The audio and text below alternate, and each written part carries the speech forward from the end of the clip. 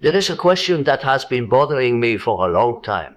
Not a complicated question, not a scientific one. A very simple question. The kind that, once you hear it, refuses to leave. Here it is.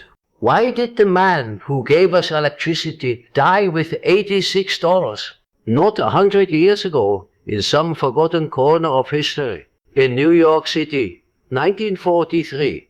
While the lights were on, while the radio was playing, while every electrical system in the Western world was running on the principles he had established. He died alone in a hotel room with $86 to his name. I want you to hold that number. $86. Because by the time this is over, that number is going to mean something very different to you than it does right now.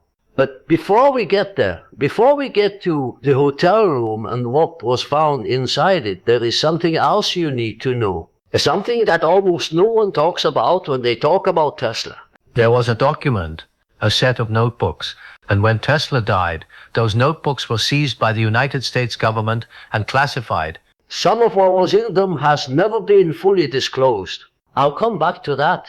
First, let me tell you about a boy in a lightning storm.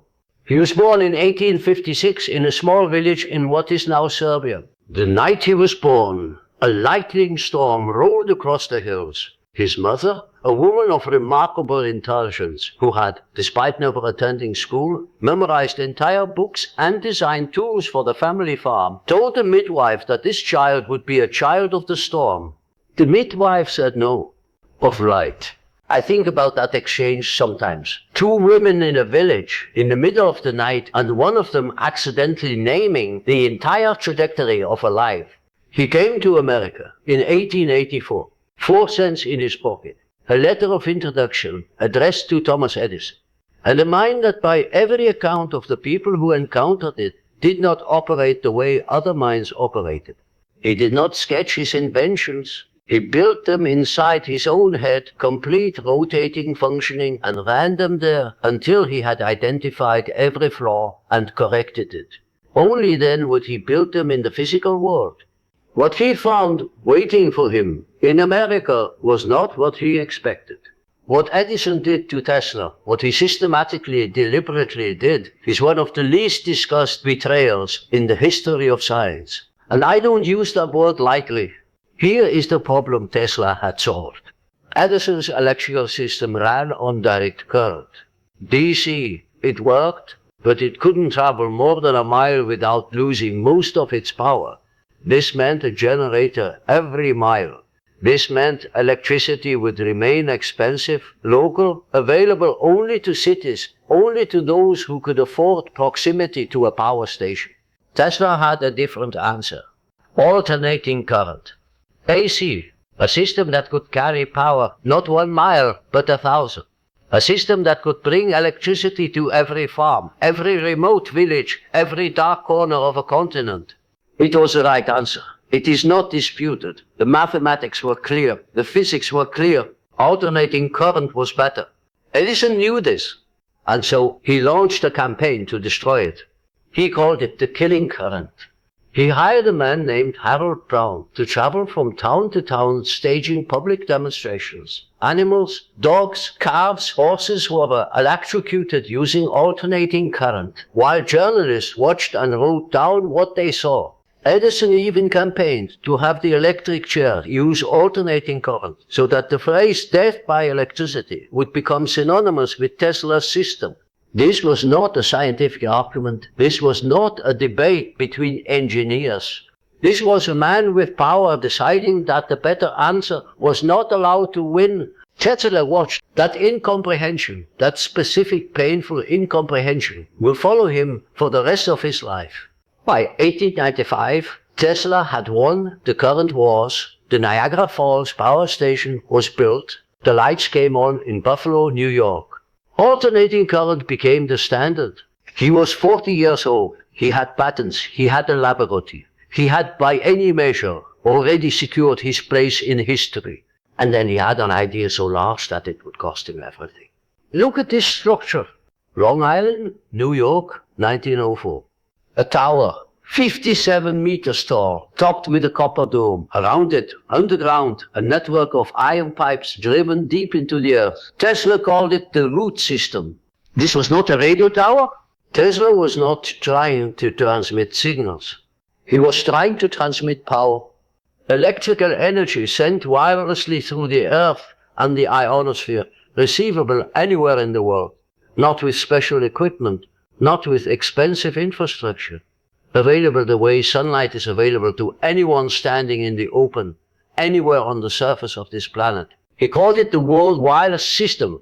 He had done the mathematics. He had run it in his mind, the way he ran everything in his mind, completely in 3 dimensions, across time. He believed, with the particular certainty of a man who had been right before, when everyone else was wrong, that it would work. J.P. Morgan had invested, and then Morgan asked a single question. If anyone, anywhere can receive this power for free, where do you put the meter? There was no answer to that question, not one that served Morgan's purposes. The money stopped. The tower was never completed. Tesla spent the next decade trying to find new investors, writing letters, traveling, explaining again and again to men in suits why this mattered. Why a world in which energy was as freely available as air would be a different kind of world entirely. No one came. In 1917, the United States government, concerned about wartime communications security, demolished the tower. Tesla was 61 years old. He stood at the edge of that field on Long Island and watched them bring it down. I have tried many times to imagine what that felt like, and I cannot. I don't think I can. There are defeats that language cannot reach. What I know is this: he did not stop. He went back to his hotel room, and he kept working.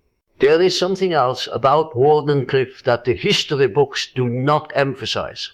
The reason the government moved so quickly to demolish it, the specific reason, the one that made them act with unusual urgency, has never been fully explained. Some of what Tesla was working on in those final years, in those notebooks that were seized when he died, described systems that even now, 80 years later, have not been replicated. I'll tell you what was in them, but not yet. I want to be careful here. When I think about what followed the 2.5 decades between Wardenclyffe and that hotel room, I find myself an assistant to the word decline. It is the word that appears most often. It implies a direction, a trajectory, a man diminishing. What I see instead is a man continuing under conditions that would have stopped almost anyone else. He filed patents into his 70s. He gave lectures. He wrote papers. He sat in the same chair, in the same library, every afternoon, feeding the same pigeons, running calculations in a mind that was, by every indication, still working at extraordinary speed. He developed rituals, a revulsion of round objects, a compulsive need to calculate the volume of every meal before eating it, an attachment to one particular pigeon, a white female with grey-tipped wings, that he described in one of his final interviews as the great love of his life. He said it without irony. He meant it completely. And I think about that sentence for a long time when I encounter it. A man who had held complete electromagnetic systems in his mind, who had seen decades before anyone else the shape of the modern world, and who found in the end that what he loved most was a bird. There is something in that which is not sad, or not only sad. Near the end of his life, a journalist asked Tesla whether he felt his work had been recognized. He paused for a long moment. Then he said, "The present is theirs. The future, for which I really worked, is mine." He was not bitter when he said it. By the accounts of those present, he said it quietly, almost gently, as a statement of fact, not a complaint. He believed it, and he was right. Now, the notebooks. When Tesla died on January 7, 1943, the Office of Alien Property entered his room within hours. They removed every document, every notebook, every scrap of paper. Most of this material was eventually returned to Tesla's nephew and is now housed in the Nikola Tesla Museum in Belgrade. But the process of classification and declassification took decades. And the researchers who have studied the notebooks describe systems, theoretical frameworks, energy transmission concepts that are, even now, not fully understood. Tesla had spent his final years working on what he called a dynamic theory of gravity, a unified field theory that he believed connected electromagnetism and gravitational force. He claimed to have completed it. He said it would put an end to idle speculation and to unscientific and fantastic schemes for the utilization of solar energy. He never published it. Whether it was lost, whether it was classified, whether it was the product of a brilliant mind working beyond its evidence, we do not know. We may never know. And that specific uncertainty, the possibility that somewhere in a box, in a government archive or a museum basement, there is a set of equations that changes something fundamental, that is not a conspiracy theory. That is just an open question. The universe is full of open questions. Most of them make us uncomfortable. The best ones refuse to close. Step back further now. Not from Tesla's life, from the planet itself, from a sufficient distance, the actual geometric distance from which Earth becomes a point of pale light, you would see none of this. No Wardenclyffe Tower, no New Yorker Hotel, no New Yorker Hotel, no laboratories, no patents, no current wars, no $86. You would see only a sphere, thin atmosphere, one moon, one star, at a distance of 8 light minutes. On that sphere, for the last 10,000 years, a species has been doing something unusual, accumulating knowledge across generations, passing it forward, building on what came before, constructing slowly and imperfectly a body of understanding about how the universe works. This is, in the context of cosmic time, an extraordinarily recent development. The universe is 13.8 billion years old. Our species has been doing science, systematic, recorded, transmissible science for perhaps 400 years. We are very new at this, and we are still demonstrably working out how to treat the people who do it best. Tesla is not the only example. He is one of the clearest ones, because the gap between what he contributed and what he received is so stark, it cannot be rationalized away. But the pattern is older than Tesla, older than Edison. It runs through the history of human knowledge like a recurring fracture line. The same break, the same shape, appearing again and again in different centuries. The person who sees further than the present is prepared to go.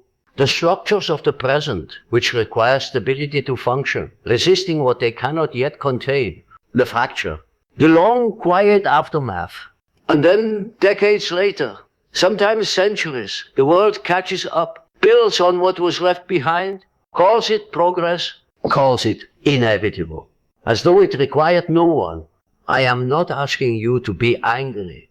Anger at Edison, at Morgan, at the government officials who seized the notebooks. That anger is available, and it is not entirely unreasonable, but it is also not the point. It dissipates. It goes nowhere useful. What I am asking is something quieter. I am asking you to notice the pattern, because it is not over. It did not end with Tesla. The same fracture line runs through the present, through laboratories where funding runs out, through researchers whose work will not be understood for decades, through people whose ideas exist right now in forms that the available infrastructure cannot yet support. They are not famous yet. That is the nature of it. You cannot know in advance which minds are working at the edge of what the present can accommodate. But they are there. And the question that Tesla's life poses in the end, not as an accusation, but as a genuine inquiry, is whether we can build structures that recognize that protect it, that do not wait until the tower has been demolished and the notebook ceased to ask whether something important was being lost. Tesla said the future was his. He was right. The question is whether the future has to cost so much. January 7th, 1943. Room 3327. The New Yorker Hotel. The maid finds him the next morning. He has been dead for some hours. The room is neat. The notebooks are on the desk. The window is open a few inches. He always slept with the window open even in winter. He liked the air. On the nightstand, a small amount of cash. $86. I told you that number would mean something different by the end. Here is what it means.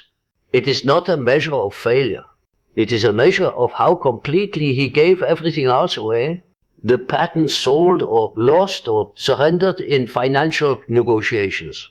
The laboratory destroyed by fire, a fire he watched from across the street, unable to stop it, standing in his night clothes at 2 in the morning. The tower demolished, the investors gone, the decade of letters unanswered. By the end, he had given the future everything he had, and the future, the one we are living in, took it. The lights are on, the current is flowing. Somewhere on a server powered by electricity that traces its lineage to his work, this transmission is reaching you. He said the future was his. Perhaps what he meant was, it is yours. He just wanted you to know where it came from. The lights are still on. They have been on since 1895. That is not nothing. That is everything.